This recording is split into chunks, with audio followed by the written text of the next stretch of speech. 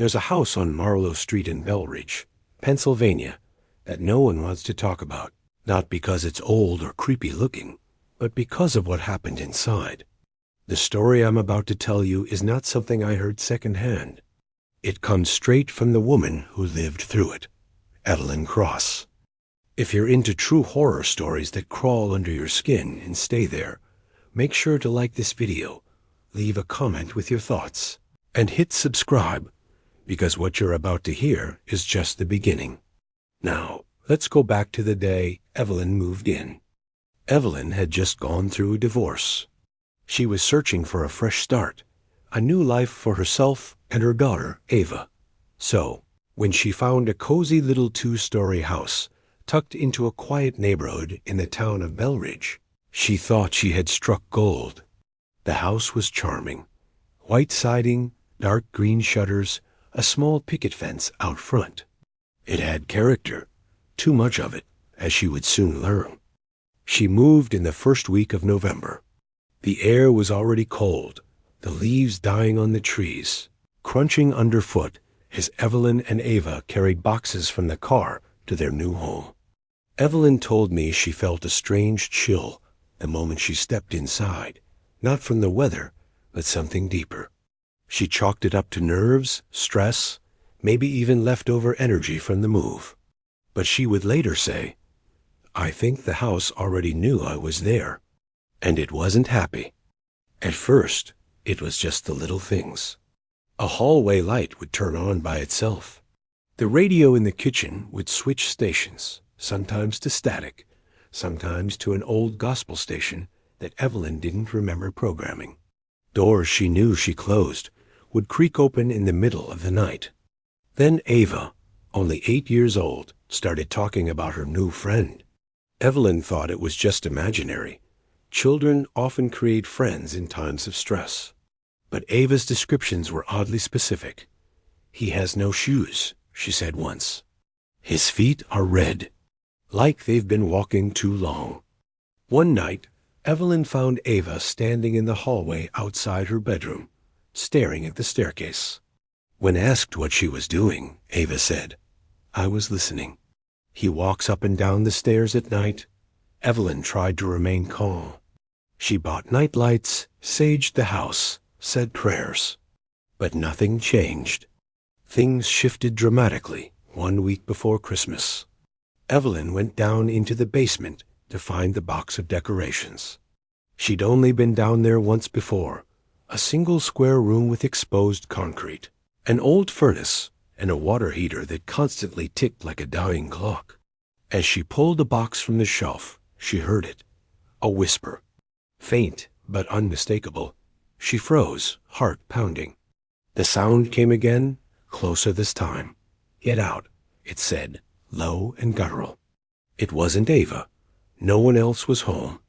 Evelyn ran upstairs, slammed the door, and locked it. From that day forward, she refused to go back down. Shortly after, Evelyn began waking up with bruises, dark marks on her arms, across her back, even on her ankles. At first, she thought it might be from moving around in her sleep. But the bruises looked like handprints, like someone had grabbed her. One night, while carrying laundry down the stairs, Evelyn was shoved. Not tripped, not slipped, shoved. She fell hard, tumbling down half the flight, her head striking the railing. She was lucky she didn't break her neck. She lay there on the floor, stunned, when she saw it, a figure at the top of the stairs. Just standing, watching. It didn't move, it didn't speak. It vanished when she blinked.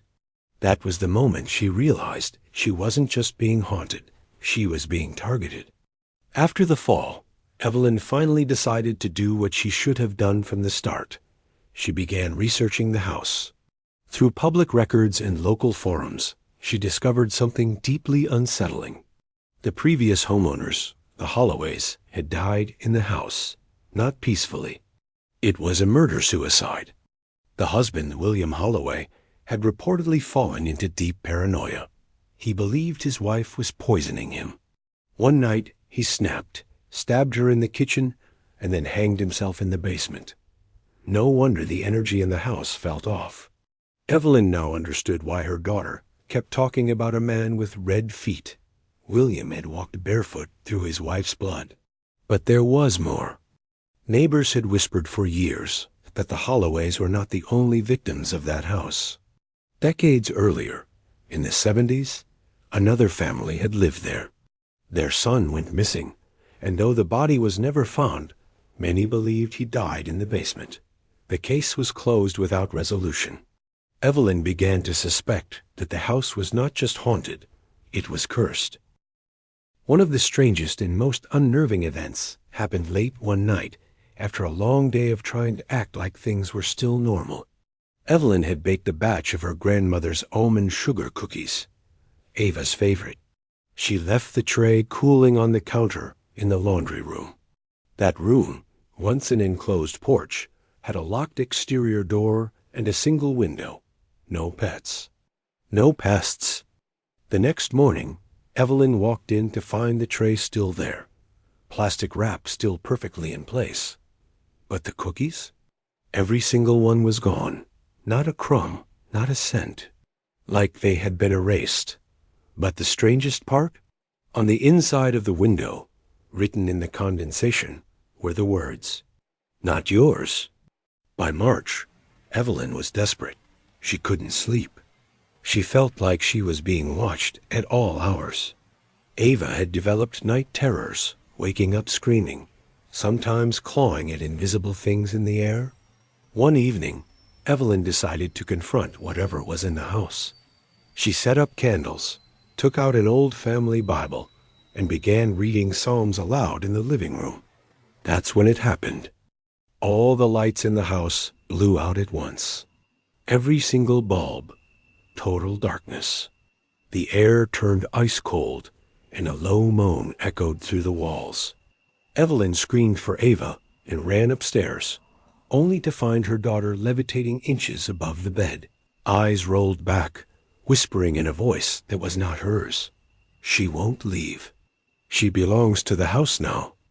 Evelyn grabbed her daughter and fled the home barefoot in the snow, carrying Ava wrapped in a blanket. She never went back. Evelyn and Ava stayed with her sister for several months. She told the police, but they dismissed it. Stress, they said. Single mother. Trauma. No one believed her. But Ava remembered everything. They moved across the country to start fresh. Evelyn changed jobs, homes, even their last name. She refused to ever speak of the house again until last year. That's when she sat down for an interview with a paranormal research group called Spirit Echo Files. The interview went viral.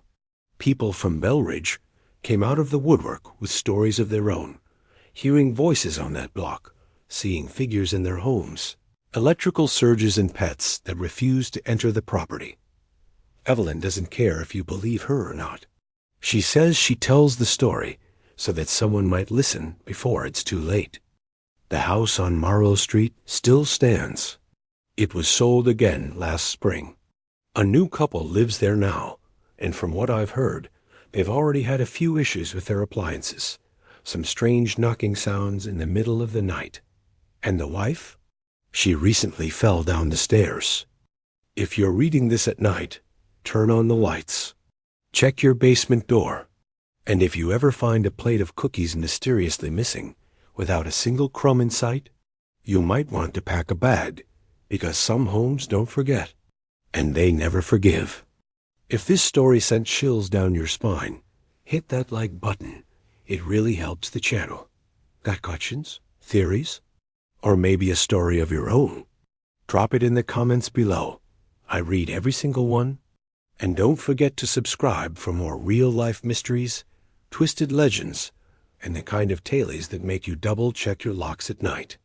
Because this is just one house on one street, and the shadows are full of others.